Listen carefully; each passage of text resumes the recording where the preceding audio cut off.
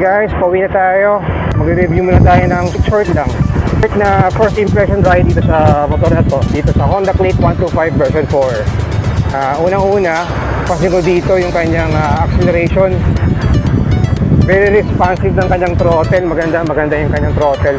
Maganda yung response ng throttle. Pag piniga mo talagang bibigay niya yung power.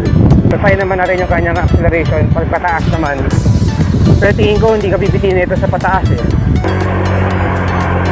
Yan, ito medyo pataas na to guys. Woo! Ayos. Lalo na pag pupunta kayo ng mga Marilaki sa ng Tagaytay. Pero syempre nakadepende pa rin yan sa body weight ng tao. Ang body weight ko is 160, so ito yung preference natin sa 160, ano, parang 60 pounds. Ito na, ito na yung pataas dito. So makikita natin 40.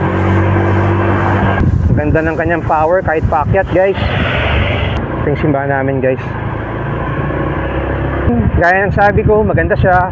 Meron siyang power na ibibigay. Once na piniga mo yung throttle, talagang hindi ka niya bibitinin.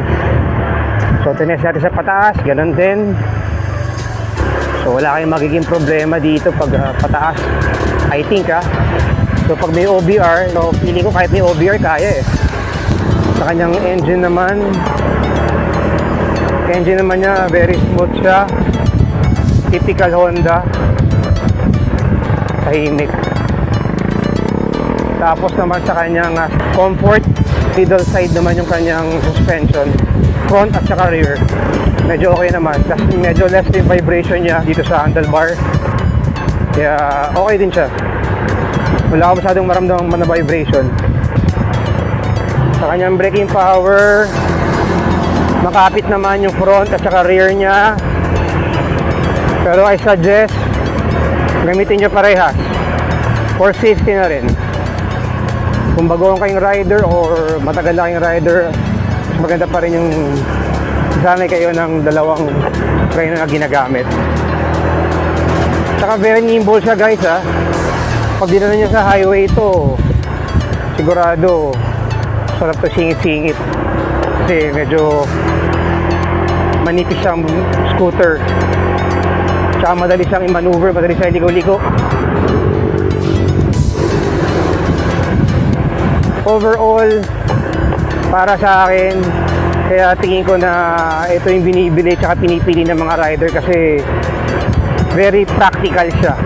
Yun lang yung masasabi ko, very practical tong scooter na to. Madali siyang gamitin.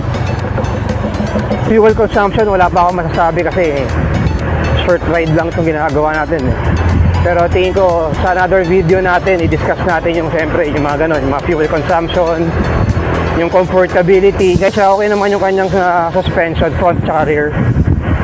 Pero siyempre iba pa rin yung pag naglo-long ride tayo. Para sa akin, overall, this is a good bike. Next video ko, sana long ride na, sana lumabas na yung RCR ko para makapag long term review tayo. Okay?